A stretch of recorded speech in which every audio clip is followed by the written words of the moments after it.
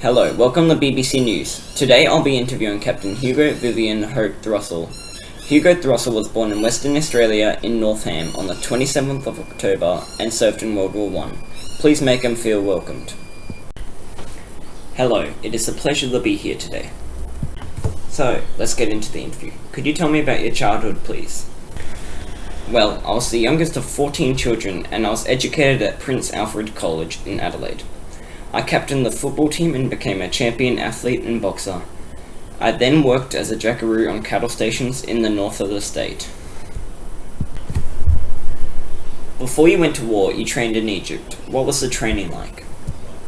Well, the training was demanding and of a high intensity. Training would be 8 hours a day, 6 days a week, all day long.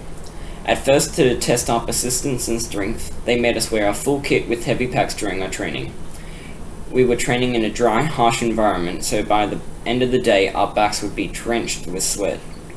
When we took our midday meal break, the desert wind blew on us and our food, making many of us sick, some dying of pneumonia. Wow, that's harsh. Who did you serve for when the war broke out?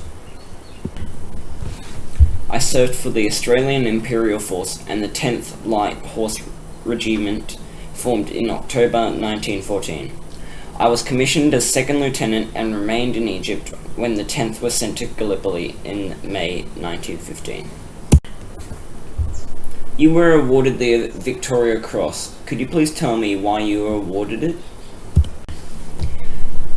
I was awarded the Victoria Cross for an action on the 29th to the 30th of August. The 10th Light Horse Regiment was brought into an offensive action to extend the front line past Hill 60 in the early hours of the 29th. My men and I became involved in a fierce bomb fight which continued all night. I was wounded twice, but even with my face covered in blood, I refused medical assistance, and I then continued to shout encouragement to my men. After I received medical attention, I returned to my post until I was ordered out of action by my medical officer.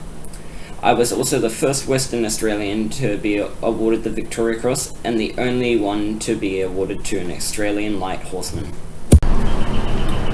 During the war, you must have progressed through the ranks. What ranks did you serve as in the war? Well, on the 6th of October 1914, I was appointed sergeant. I was then soon promoted to second lieutenant on the 3rd of February 1915.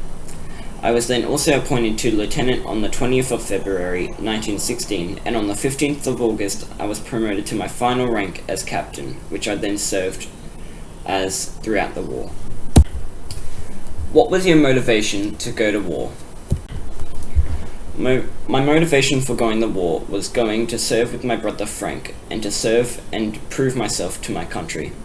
I also had experience shooting guns on my farm, and my fitness and athleticism led me to think that I'd be able to deal with the conditions of war. How long did you serve for in the war? I served for 6.5 years as a trooper in the 18th Light Horse Regiment and 4 months as a sergeant in the 10th Light Horse Regiment. What were you doing after you came back from war? After I got back from war, I married Catherine Susanna Pitchard on the 28th of January 1919. I then became a real estate agent and worked temporarily in the Department of Agriculture in Western Australia. How were you affected by the experiences of war? When I got back from war, I tried to resume my life to normal, but I never fully recovered and I was badly affected by depression and the experiences of war. If you had a chance to participate in war again, would you? I would definitely not do the Gallipoli campaign again.